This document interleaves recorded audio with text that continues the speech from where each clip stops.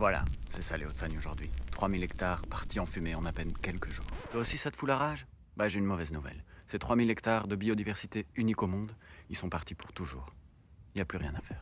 Non, la seule chose qu'on puisse faire là, c'est s'assurer que les espaces qui sont encore vivants aujourd'hui ne subissent pas le même sort dans les années à venir. Et pour ça, c'est maintenant qu'il faut agir, pas quand ce sera trop tard.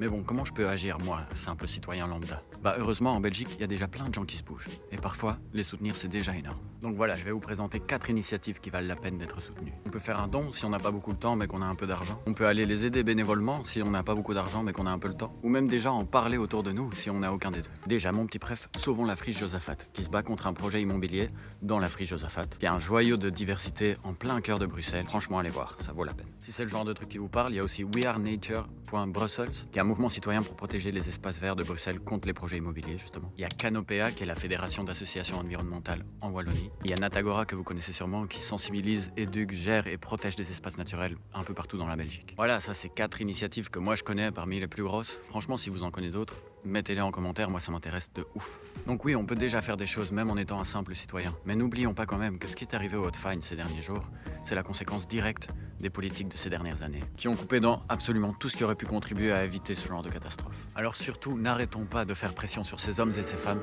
qui sont censés nous représenter et agir pour notre bien commun, jusqu'à ce que les enjeux climatiques deviennent une vraie question politique. Alors n'hésitez pas à taguer notre ministre de l'Environnement, à venir à la prochaine marche pour le climat le 11 octobre à Bruxelles. Et puis dites-moi s'il y a d'autres moyens de continuer à s'engager en tant que simple citoyen.